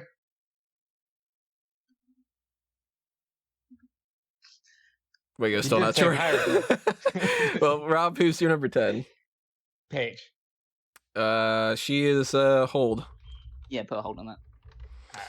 So my number 9 is, I'm looking at the Revival. I'm looking at the wrong thing right here. So, my number 9 is Kairi. Well yeah. Is Kairi Sane. Hold. Hold. All right, Callum, number 10 or number 9. I know how to count. Nikki Cross. Not on my list. I think you might be good. I think that she really gravitated towards the NXT fan base. They really seem to just love her so much. She never won the championship, but she got plenty of opportunities. I think the original alignment with Sanity was a lot of fun as well. But I think that she was just a bundle of energy in NXT, and I enjoyed pretty much every segment that she was involved with. So that's just kind of the reason I want to put her in there. There's not the hugest pool to choose from. Again, Shirai's doing great, but I think she's still got a lot of room to grow. I didn't really think too much about putting Ember Moon on this list at the moment, just because even though she should have been a bigger deal, she left me a bit cold in terms of her NXT run. But Nikki was always just a bundle of energy and a lot of fun to watch, so that's why I put her on the list. My number 9 is Becky Lynch. Listen, I don't think we can discount well, hold on. Is that a hold for anybody? She is my number 7, so that's not too far off. You could talk about her now if she's not higher up on anybody else's. Callum? She's not even on my list, so. Well, yeah, she was kind of in that range for me. Becky on your list any higher? Yeah, she's higher up. All right, so we'll put Becky on hold at least for now. Wago, who's your number 9? All right, for my number 9, I've got Paige. She'd be higher if I could chop out her vocal cords. She is still on hold for me. Yep, same. So number 8 for me is Rhea Ripley. The exact same for me. Exact same for me. Oh, wow, look at that. You want to make it a quartet, Wago, or is Ripley higher or not on your list at all? Wago? I got a shortcut for my mute and it would not respond. I normally click Control and M and it just did not want to do it today. I don't know why. But yeah, I've got Rhea Ripley in the exact same spot. Oh, nice. Wow. Okay, so we know who our number 8 is when we do the master list. Unless it ends up being where she needs to go higher because anybody else, it's weird. Could be end up being that. But yeah, if we're all Rhea Ripley number 8, I mean, Rhea Ripley is the first NXT UK Women's Champion. She is the one that beat Shayna Basler. She was doing fantastic until they decided for some reason to just have Charlotte Flair beat her at WrestleMania for no fucking reason. Right now, she sucks compared to what she was doing before. She went from like high potential to I don't know, to not that bad, to wow, she's the next big thing, to what the fuck, why are you screwing her up? So that's why she can't be higher, but she could be number 1 at some point. I agree with that completely. Yeah, she just has a presence about her which stands her above a lot of the other women in NXT, especially nowadays. And yeah, the ceiling is pretty much limitless for her on that brand if they actually use her correctly. And especially if they were to move on to the Raw SmackDown, she could elevate both of those sides as well. So yeah, she's just a great all-round performer. She's got a really unique look. I gravitated to her straight away. I think she's a really unique talent, and maybe when I see more from her, I'll be willing to put her up higher. Oh, that's an easy round. My Becky pick was number 7. She's higher up on, I think, Wago's list, right? Yup. All right, so we'll still keep her on hold. Callum, you're 7. Charlotte Flair. Hold. Yeah, higher for me. Higher for me. So my Robbie, 7 is Bianca Belair. not on my list, unfortunately. No, it hasn't made mine over. So I kind of took the same approach that Callum did with the revival, and that Bianca is developed strictly from the Performance Center. And there's a couple of women on this list that are developed in the Performance Center, but Bianca knew nothing about wrestling and did the Mae Young Classic, has, shined on NXT. They have not done nearly enough with her on the main roster. I want her to go back to NXT. The hair gimmick was completely over, and I'm surprised they never made her women's champion, but yeah, she would be my number 7. She's great, but the fact that she didn't win that title and then she moved to the main roster kind of killed her for me on this list. Who's your 7, Wigo? Ember Moon. I always thought she was a good hand. I liked her look. Really liked her finisher. Not on my list. No, not mine either. Not mine either. Any other thoughts? Or is that it? She's fantastic. I mean, I never thought her NXT run was as stellar, but she was also coming in right off the back of the 4 Horsewomen leaving. So she had a lot to live up to in that regard. Her matches with Asuka were amazing, but Asuka's Asuka and can have a great match with a broom. Yeah. See, they killed her with that Asuka thing, though, for me, where it became like the story was, can she beat Asuka? And then the definitive answer was no, but we want her to be the champion, so Asuka's going to leave and relinquish the title, and then Ember can beat other people to win it. To me, that was like, okay, she doesn't matter as much to you then. Yeah, it totally killed her momentum, but I still really enjoyed the run that she did have. She didn't even hold it that long. Like I think she lost it on like her second defense or something to Shayna, right? Well, yeah, it's the idea that like she couldn't win it from Asuka. They had 2 fantastic matches, and then as soon as she became champion, she was immediately overshadowed by Shayna Basler. Mm-hmm. Just unfortunate. Speaking of which, my number 6, Shayna Baisler. Hold. Oh my God, hold. Same.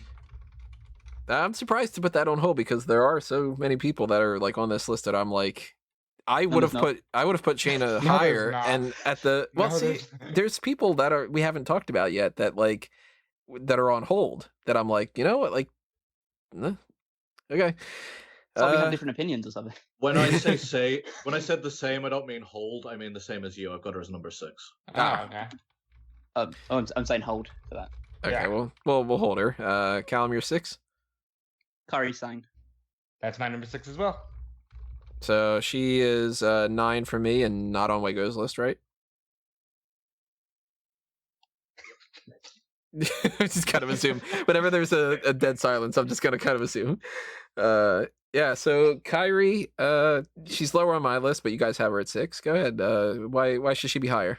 She beat Baszler, first of all. I mean, that Baszler was untouchable for a while, and Kyrie's one of the only people to beat her.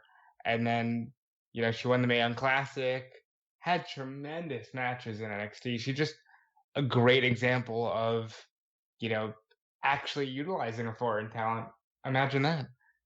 Yeah, but totally lovable babyface. She had such a great run. Her matches with Shayna Basler were great. I think she really helped cement Shayna Basler by just putting on such quality matches with her. She, being like quite small, she was easy someone to like for a big heel to throw around, but she was so like I don't know how to describe it. It's like she was hard hitting because she has that Joshi background. So she didn't seem like she was ever outfought, or she didn't seem totally outmatched when she was facing other people. I think that her winning the NXT title and having it in the little treasure chest was such a brilliant gimmick. 5 stars. Yeah, just for that alone. I think she would have got over more if Bruce Pritchard dubbed her. Oh my God. and I just think that, let's put it this way, if they'd have started with these 2 as the women's tag team champions, her and Io Shirai, we probably would have a completely different perspective on how worthy the women's tag team titles are to be in like the spectrum of championships they have right now, because they were the best women's tag team that I have ever seen. But then again, my my scope is limited in that regard. So we know that somewhere in the top 5, Shirai's popping up for her account. No, she's not on my list. Oh well. I said she was between her and Emma for number 10, and I went with Emma instead. That's right. Yeah. Yeah, I bumped her for Bianca, but she was very close. Io will get there eventually, but she's not right now. She's growing. I'll say already, even though Kairi Sane's my number 9, I'm more than willing to bump her up a little bit more. I don't think I'd put her above Rhea Ripley, because to me, Kairi's title reign was pretty quick, and it was just sort of Baszler, Kairi, Baszler, and it's almost like it didn't happen in some ways to me. But yeah, I could see her bumping up before Becky Lynch if that's being the case. Depends on where else we're going with her. So we're Shayna and Kairi, 50-50 split on number 6 there. My number 5 is Sasha Banks. I have her at 3. I don't know if you want to talk about it right now. Higher hold. All right, we're going to go on hold there. Callum, for your 5? Paige. She is still kind of on hold a little bit for me. Okay. Really? Oddly enough. Yeah, that's kind of weird, but Rob, your number 5? Charlotte Flair. She's my number 4. Any higher for you guys? Or for Wega? Yeah, I've got her higher. All right, so we'll keep her on Oh wait, hold no, then. I got her at number 4 as well. Ah, okay. Then let's talk about her now. Then why not? Again, Charlotte. born and bred in the Performance Center. She's gone on to do just about everything other than, beat John Cena in the main event of WrestleMania for a world championship. Charlotte Flair is what NXT is meant to do. She's the reason the 4 Horsewomen exist, too. And she's the reason they have that name. She's the reason that the women's revolution and all that, I think.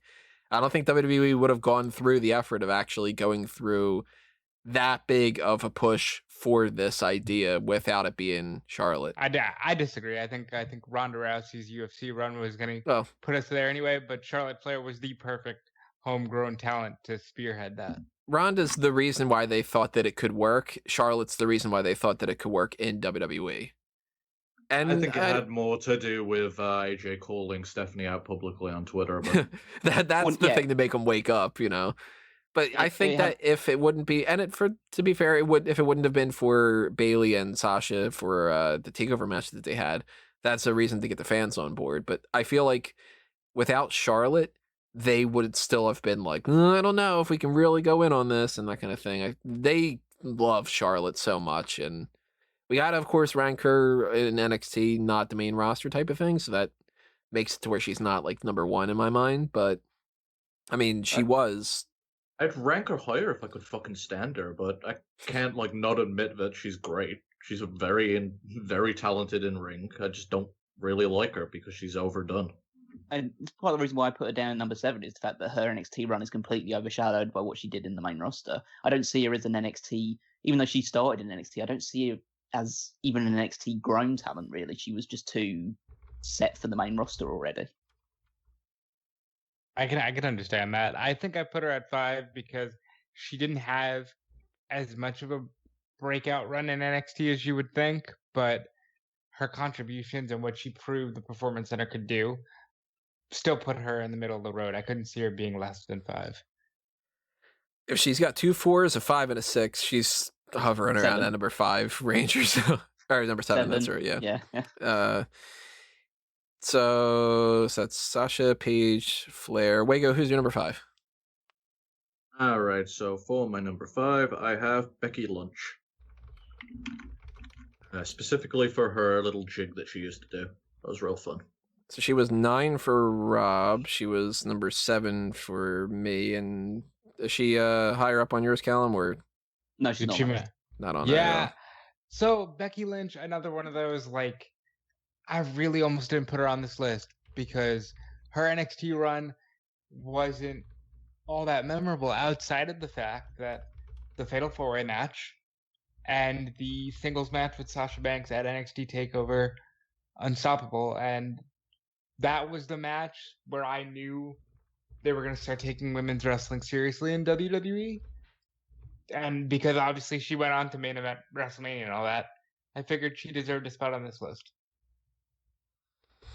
Taking women's wrestling serious in WWE? Could have fucking fooled me. She the reason why I didn't put her on the list is the fact that she was the red-headed stepchild of the Four Horsewomen. Mm-hmm. And she didn't do anything of note in NXT besides that one match with Sasha Banks. The rest of it, she was just Sasha Banks' bitch. And that was basically her character until she broke away from that, and then she became Charlotte's bitch. Let me clarify that statement, because that sounds horrible without context. The reason I say I don't think they're taking it seriously is that it felt like it was something they could trot out for woke points, and now that the buzz over it's gone, doesn't really feel like the women are as important as they were. Becky's not higher up on my list because she never won that title. If she would have done that, I'd have bumped her a little bit higher, but I'm already thinking that she might be closer to that 8, 9, 10 range or so on this list. But my number 4 is Charlotte Flair. Spoken about her. Yeah, I mean, do you want to add anything? We already talked about her, so that goes to Callum at your number 4. Sasha Banks. So she was my number 5. She's Rob's number 3. So we still higher enough for put her on hold when it comes to Wago.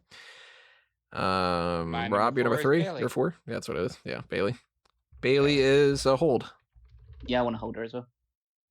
That's sounded bad. Not necessarily. Hugger, so, She's a hugger. Yeah, exactly. Yeah. That's how I took it. That's why I said all instead of like, oh, hey there. Like, you know. So Wago's got Charlotte Flair number 4. Back around here. Number 3 for me is Paige. Now this is way higher up than I thought that I would put her. It's higher up than everybody else has. She's 10 for Rob, 9 for Wago, and 5 for Callum. But to me, even though I don't want to sing Paige's praises too much, that would have been a real good tongue twister if I wouldn't have said that right. She really was the first woman that changed the idea of what that whole thing was about when it comes to NXT. She put on better matches than what we had with most other people. She was easily better than Emma in the ring. She didn't last the longest, where somebody like Sasha or a Charlotte or whatever did stay in there longer. But I mean, she kind of put that division on a different level and didn't even lose the championship. She won the Divas championship on her first night and whatever as the champion and relinquished it. Like, that's pretty strong to go out like that. I think a lot of people owe the NXT women's division to Paige in some ways. Clearly, she's not going to be number 3, but I think that she's more than willing to be higher up than a number 10 or so. I think you watched that movie a little too much and got high on her. The movie was like a C. It wasn't really all that great. Oh, no, you said it was okay. I'm not going to watch it, though. It's okay in the sense that I went into it expecting it to be god-awful garbage. And I was like, not that bad. But no, it's not winning any Oscars or anything. Oh, it's already passed by, but hey, nothing's winning any Oscars. Movies don't exist anymore, so it's just one of those kind of things.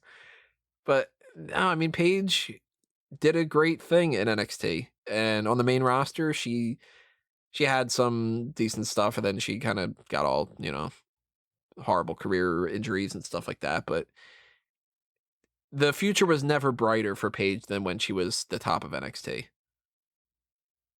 Yeah, I think that all makes pretty much sense to me. I couldn't put her up that high in my mind just because I think other people took the baton from her and ran with it a little bit further. But she's clear that she set the benchmark for the early NXT. Like, this is what the women's roster can do, and we need to build on this platform that you and Emma and a couple of other people were kind of setting for us. And yeah, she went on to. She's one of the first real NXT breakouts to really then hit onto the main roster and immediately make an impact by winning that championship immediately. And yeah, you can look back in that time and just feel like, okay, this wasn't as good as maybe I remember it, especially now that we have a lot of other great matches to kind of fall back on. But at that point in time, this was almost revolutionary. It's like people were just looking and think, wow, these divas can actually wrestle. Mm-hmm. Because what they were getting on Raw and whatever was the Bella Twins and Eve Torres and Kelly Kelly. Hey, don't you dare disparage the good goddamn name of Kelly Kelly. Name's so nice, you said it twice. It'd be funny if they would have, like, the original name was Kelly and they were just like, that's a little too much, guys. Like, yeah. Callum, your number 3? Shayna Basler. So she was already on mine. She was already on Wago's, both at number 6. Rob? She's my number 2, but I guess we could talk about her now. We could go right ahead with Shayna Basler then. I just love everything that Shayna Basler stands for. She was so different from any other woman on that roster because she would just beat the shit out of people. She would have no remorse about it. Her character work is fantastic. Her in work, in comparison to her character work, is actually a bit lacking, but she had people around her that could elevate her own work. She's obviously a brilliant submission specialist. She would just, whenever she came onto the screen in NXT, she just owned the entire room and would just take control of the entire situation. And she had a crew behind her who can't seem to get anything done outside of being associated with Shayna Basler. That's where she got points deducted from me, because, man, that whole thing was so frustrating. Like, how many times did we get, like, the 3 of them attack somebody in every segment for, like, 4 months? But that's kind of ironic, because she was in the 4 Horsemen, Ronda Rousey's, or 4 Horsewomen, and she was always the one that couldn't do anything. Well, always lost her MMA fights. Really? Yeah, but then she translates so much better onto the wrestling side of things than anyone besides Rousey actually did. The other two just haven't connected. I think she's better. She's a better wrestler and she's a better character than Rousey was. But it's just that she's not Ronda Rousey, so she's not going to get as pushed as heavily if she came back. But I just feel like, especially seeing it now, just how she's being portrayed on the main roster, it's just such. They don't know what to do with her. Yeah, it's such a departure from it. It's just she was built so perfectly in NXT, so I kind of feel she has to. I want to hire her up there just because of how NXT elevated her to the top and made her the standard bearer for the division for a good, solid, almost 2 years, I'd say. Wago has talked a lot about high spots wrestling, and Shayna Basler is the ground and pound reality on a show that's completely high spots wrestling, and she's legitimate. You look at her and you just see legitimacy. Basler taking somebody's like arm and pretending like she's like snapping it is one of the best things that's been in the women's division in NXT ever. Like, she knows how to work that idea, and NXT Basler is leaps and bounds so much better than main roster Basler. It's almost like 2 completely different people. Yeah, agree. And it's not her fault. WWE. Wago, you're number 3? All right, so for my number 3, I have Charlotte. Sorry, Bayley. I already said Charlotte. Bayley is number 4 for Rob, number 3 for you. She is, I'm going to say put her on hold.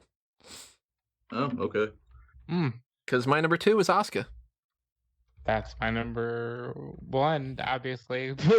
But Callum, I imagine that's your number 1. That's my number 1 as well. Okay. Oh, my number 2 as well, for same as Tony.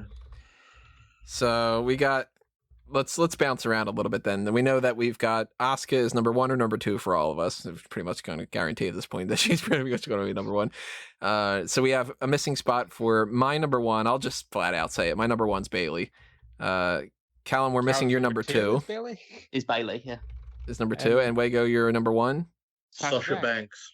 Sasha Banks. Yep. That's my gimmick. What the fuck? So we got Banks, Bayley, and Asuka to talk about. I guess we can kind of lump Banks and Bayley together because they really kind of, you know, they kind of depend on each other a little bit. That match at TakeOver was one of those things where that really, I think, won a lot of people over for women's wrestling in general, because that was a phenomenal match. Easily one of the better matches that's ever happened in NXT. As far as I've seen WWE book women's wrestling, it peaked there. I It's think so WWE different. acts like it peaked there too when they talk about it. It's such a different thing than what they're doing on this main roster thing. You hear me bitch about it all the time, but man, they keep wanting to go back to this and they keep not doing it. And they know, because the strength of what their NXT feud was, that if they keep going, maybe they're going to feud, wait another year, that people will go. It's at this point, it's been like 2.5 years, literally been like 2.5 years, because they started teasing this before, I think it was the 2018 Royal Rumble. It's just insane. But that's just because of how good that feud was. Because they're in the 4 Horsewomen. Banks is so bitchy. Bayley is so lovable. They've got this rivalry, this almost kind of friendship rivalry thing going on a little bit in some kind of weird ways. They weren't friends, but it was almost like this respect kind of thing. Hence, TakeOver respect out of all of it. It's hard not to get behind these two, but the reason I have Bayley higher up than Sasha, I've got Sasha at 5 and Bayley at number 1, is I feel like Sasha was the vehicle to get Bayley, as opposed to, like, if they would have gone with Charlotte and Bayley as that story, it could have worked too, but you needed Bayley for it. You know what I mean?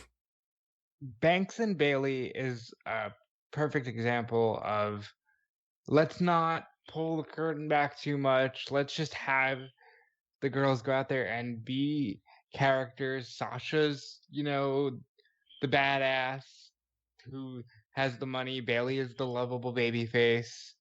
And really, I would argue almost both of their careers peaked at that moment. Even though, yes, Banks has gone on to, make history and break ground in so many ways. First Hell in a Cell, first a lot of that, even their Iron Man match. Yes, that's historic, but that TakeOver match basically said you can't deny women's wrestling anymore. They are the main event. They had a much better match than that. Was it Balor and Owens in a ladder match? They could have gone on last in Brooklyn and nobody would have complained. That match alone is the whole reason that NXT's women's division is praised and there is a women's evolution. And it's so good, like Tony said, that they're just not even putting it on the main roster because they know we haven't totally sullied this yet. They haven't fought on a pay-per-view. We can still do this and still make it special, but it will never capture the feeling of Brooklyn 5 years ago. That whole match, everyone felt like they were a part of something special. It really was just the perfect build, the perfect payoff.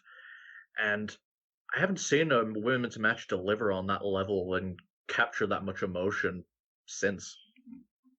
I was supposed to be in the crowd for that. I really regret not being in the crowd for that one. Oof, that sucks. That match is a absolute, just perfect start to finish. Sasha's heel work in that entire thing, her being so cocky and brash and vicious, and Bayley just selling, just being the perfect babyface, the high spots they pulled off. It wasn't a high spots match, but when they did pull the things off, it just added to the emotion of the entire match. And yeah, that crowd reaction, everything surrounding it just was perfect. And even though the respect match that followed it, the Iron Woman match, was not at that same level, it didn't have to carry the same level of emotion, it still, as a mechanical match, was still great as well. These two just have electric chemistry together. And it's, well, there's two things. One, I don't know why they haven't gone back to it yet on the main roster and just have kept them together for so long. But we've spoken about that to death, so I don't want to repeat it too much. But I don't think there's a bigger indictment on WWE's booking in the past, however many years you want to look at it, in having to resort to turning Bayley heel. Absolutely. Great point. How can you not make Bayley the top babyface in your entire company? I know NXT is a smaller environment, but that sort of just organic, natural babyface can translate on a grander scale. It's just something that should just fit and can work properly if you treat her correctly. But they just completely wasted her. I knew she was fucked when babyface Bayley was getting booed on Raw. I was like, oh no, they've screwed it. Yeah, it's just like, once you get to that situation, it just shows how at that time NXT just knew how to treat Bayley. Because you always get these points where somebody, when they're babyface champion for a long enough time, people do start to turn on them. And I think maybe by the time she was facing Asuka, there was a little bit of that. creeping in, but she'd been maintained as the top babyface for a good solid 2 years, whatever. She just would have needed a slight character change or a slight other feud lower down, and she could have been rehabbed completely. But that's just the way things have ended up going. But Bayley in NXT was just the ultimate babyface. So Ultimate character. I'm going to kind of jump ahead and then jump back to this, I think, because I think we got something going on here that this is kind of standard a little bit. The way that Bayley is number 1, 2, 3, and 4, and we've got Banks as 1, 3, 4, and 5. Whereas Asuka, we've got 1, 1, 2, and 2. I think we kind of can already jump ahead and save a little bit of time. Asuka's number 1, Bayley's number 2, Sasha's number 3. Yep. Yeah, that seems to fit. So then let's talk about Asuka, because we didn't talk about her yet. She's the number 1 pick. She is my number 2, but she's number 2 for Wago and number 1 for everybody else. And it's really tight for Bayley and Asuka for me too. Asuka's the most dominant, longest reigning. Well, I think Shayna might have beaten her overall. Shayna beat her in terms of length, but like Asuka, just straightforward, dominated. She became Goldberg for NXT.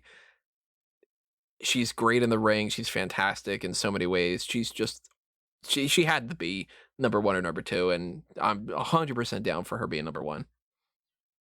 Asuka, Triple H just told this story on After the Bell. When Vince said, "Hey, we're doing this women's thing, I need your entire roster," he said, "If you leave me Asuka, I'll be okay."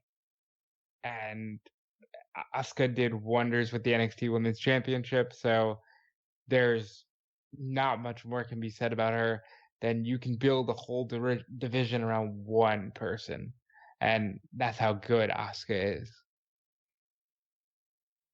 Yeah, she's effortlessly charismatic. She's fantastic in the ring. She makes everything look realistic.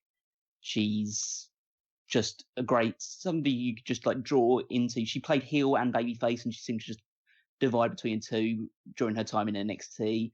Even though she was always over.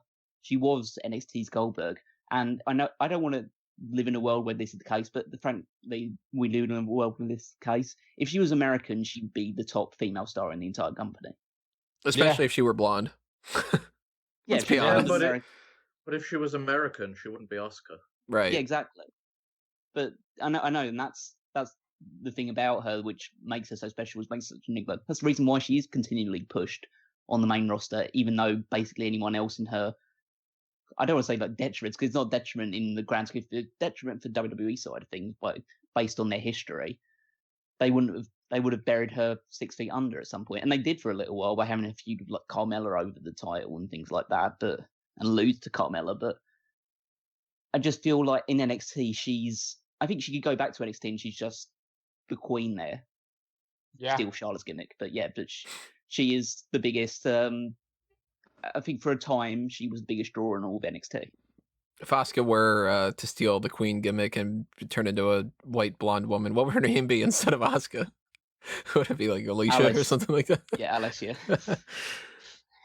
Well, Asuka's number 1, Bayley's number 2, Sasha's number 3. Now we start getting into where we've got 4 votes for a handful of people. Rhea Ripley's lower on the list, so she can't be there. Paige is kind of all over the place. I have her at number 3, but plenty of people have her much lower at number 9 and number 10 and number 5. So she can't really be number 4 over Charlotte, I would think, because Charlotte's more consistent as 2 number 4s, a number 5, and a number 7. I would say Charlotte number 4, and then maybe Shayna, or actually Shayna's a little bit higher. I would put Shayna. Shayna over Charlotte. Yeah, Shayna's got number 2, number 3, number 5, number 6, I think, or no, 2 number 6s. Yeah. So Shayna, and then Charlotte, and then I would say probably Paige. Yeah. That actually bumps up Rhea, because at that point, bumps Rhea from the 8th spot to number 7, yeah, because she's the next person who's got the most amount of votes and all consistently number 8. So she gets bumped up a little bit, and Kyrie, very nipping at her heels at 2 number 6s and a number 9, would have to go in next for sure, because she's got 3 votes. And then Becky. And then Emma, I would think, right? Because that's perfect. Only one vote for Nikki, only one for Tony, and only one for Bianca. Only one for Bianca, and Wago's got the same. Oh, only one for Ember. Ember. I mixed Bianca at the end of that and Ember. So one vote for Ember, Bianca, Nikki, and Tony. None of them reached the same level as Emma having 2 number 10s. So look at that. That's an even quicker thing. We got Asuka number 1, Bayley number 2, Sasha Banks number 3, then Shayna, Charlotte, Paige, Rhea, Kyrie, Becky, and Emma. Which takes us into the final round here, the overall master list. Now, this we're not going to do side by side, do number 10, number 10, number 10, that kind of thing. This is going to be just very quickly breeze through, and then we're going to go our debate round. So to go from bottom to top on what I did for these was I went with my, let me see if I can transpose this the right way. My number 10 ended up being Sasha, and then going up from there, Sami, Ciampa, Charlotte, Paige, Balor, Asuka, Cole, Bayley number 2, Gargano number 1. Callum, you want to read yours? What you got for there? From 10 up to 1. So Adrian Neville at 10, Sasha Banks at 9, Adam Cole at 8, Shayna Basler 7, Finn Balor 6, Johnny Gargano 5, Bayley 4, Sami Zayn 3, The Revival 2, Asuka 1. I've got Zayn, Charlotte, Balor, Bayley, Sasha, Baszler, Ciampa, Gargano, Asuka, and Adam Cole. And Wago, your All right, so I've got Finn Balor, Bo Dallas, Charlotte, Bayley, Asuka, Sasha Banks, The Revival, Ciampa, Gargano, Zayn. Go a little bit. Went too fast for you. Yeah, way too fast. Wait, it's Balor, Dallas. Who's number 8? So I got after Dallas, Charlotte. So Flair, okay. Bayley, Asuka, and Sasha Banks, The Revival, Ciampa, Gargano, Zayn. I don't know why my copy paste is not working on this. Technical difficulty when it comes to that. That's as technical of a difficulty as me saying Ember. Ember. Random ass accent. So let's go with comparing the 2 master lists that we had done with the other things, though. We've got Johnny Gargano at number 1 and Asuka at number 1. And based off of this, I've got Gargano at number 1. Callum's got Asuka at number 1. The next highest up would be an Asuka and a Gargano, so we're kind of split on that one. Got Gargano at 3, but we don't have an Asuka at 3, so I think Gargano's number 1. Yeah, because Asuka's number 4 and number 6, so yeah, Johnny Gargano. And then it's looking like probably Asuka would be there, yeah. Then we've got, because we only have enough room for the 10, we can't fit all 20 of these, so I mean, guaranteed we're not putting Emma on there. We're not getting Becky Lynch, I'm pretty sure. But we've got Sami Zayn, we've got Bayley. We're kind of in that range. Let me put this over here. See that? Look at that. That's efficiency. So we've got Cole up at the top. We got Zayn at the top. We got Bayley around there. We got Revival. That's kind of all over the place, but that was our previous type of list. So based off of this, Sami Zayn and Bayley. I'm looking at Bayley up there. 1, 2, 3, and 4 on that. So Zayn's kind of, they're kind of all over the place a little bit, but it looks like there might be more votes for Bayley higher up overall. Zayn's got a number 1, Bayley's got a number 2, Sami's got a 3, Bayley's got a 4, 2 Baileys, 4, 7, and then a 9 and a 10 for Zayn. Kind of seems like Bayley number 3, Sami Zayn number 4. I'm good with that. Let's see here. That takes us to Ciampa and Banks. Let's see. Ciampa's got that. He's got that. He's got that. And Ciampa's not on all the lists. Not on my top 10. Yep. He's not on my top 10, yeah. He's a 3, a 4, and an 8, whereas Banks has. Where is Banks on here? She's Banks a 10, a is- 9, 7. 6 and 5. Doesn't help that I typed Sasha in sometimes and Yeah, I was Banks and about some to other say. things. Yeah. So she's only 3, right? No, she's on 4.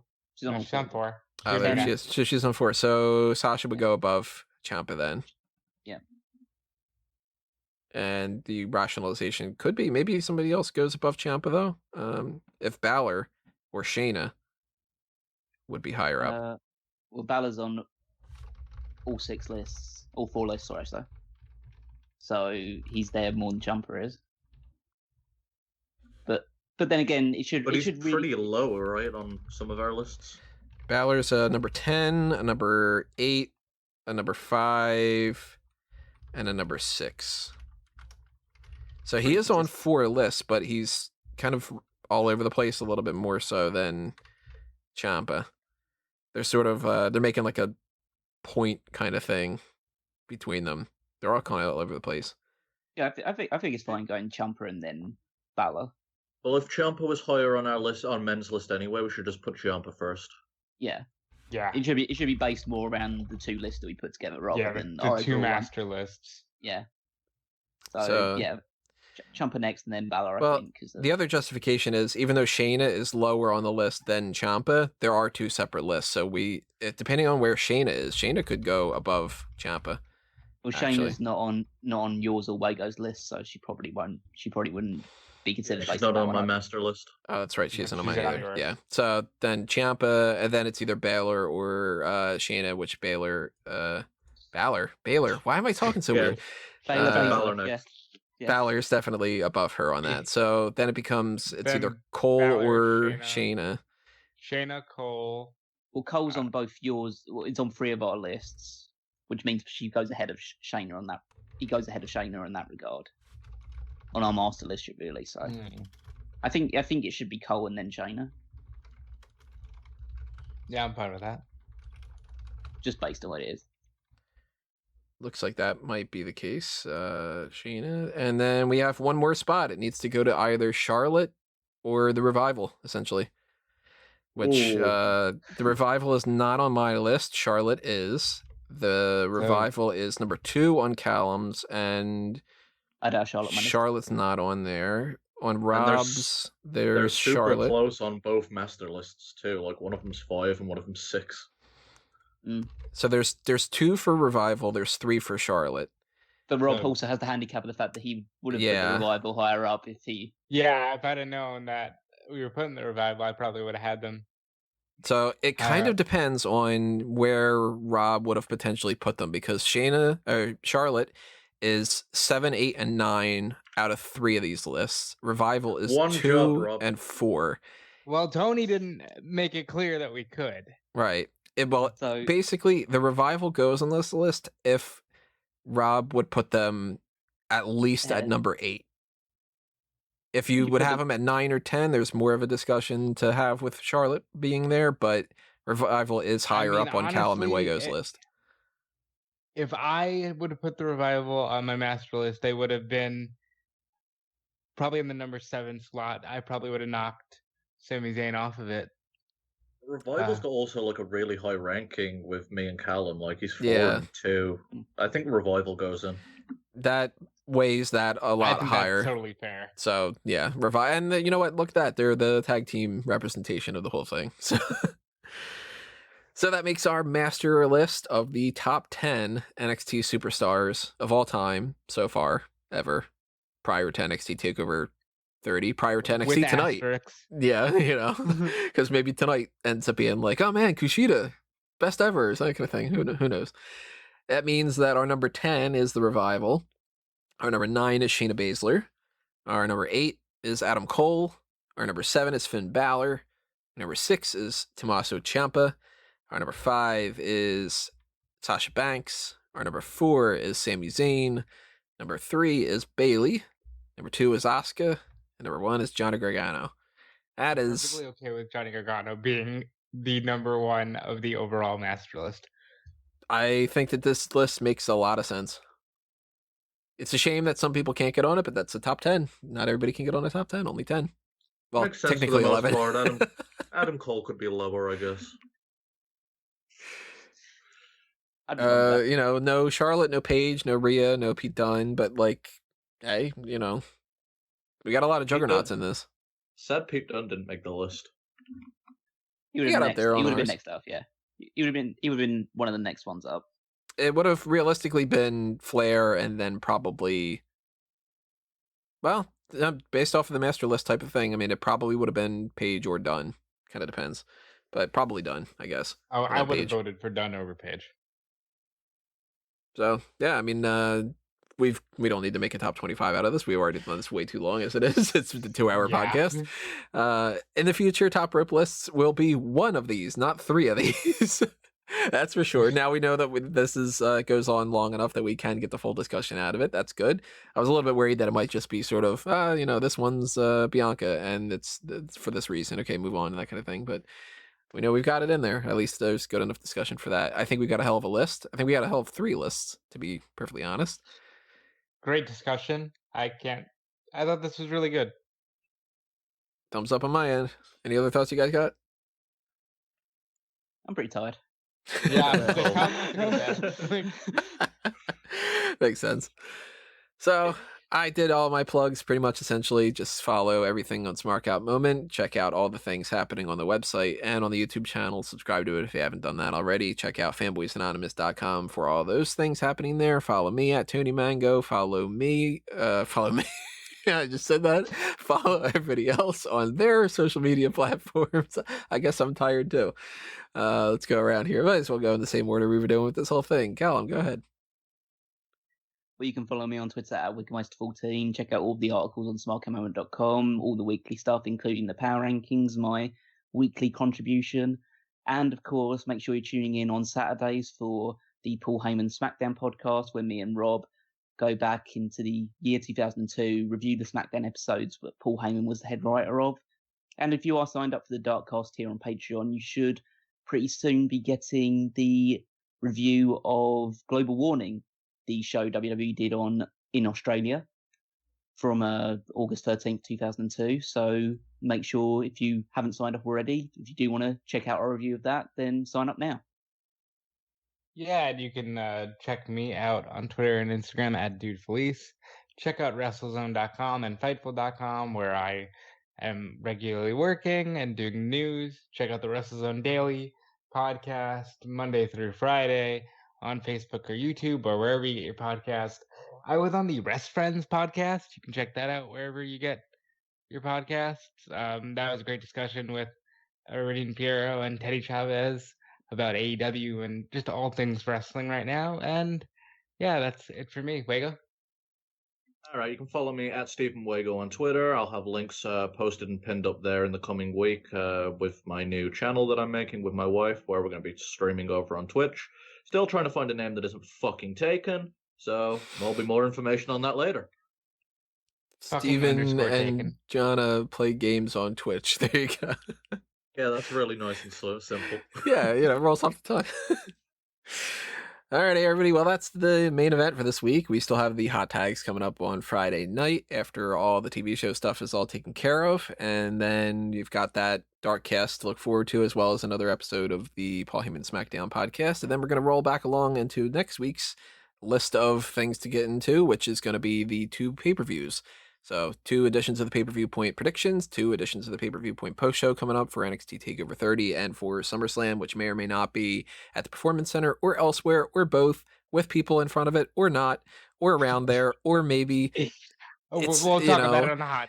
The tagline is "You'll never see it coming." I said before, you'll never see it. Maybe, who knows? But we'll kind of carry along this as it goes, and you'll find out what happens when it happens. But if you just follow everything that's happening on here, you'll see it popping up on your feed whenever it does come up there. So hopefully you enjoyed this. Hopefully you will stay tuned for whatever else we've got coming your way. But for now, this has been another Smark Out moment, and we're being counted out.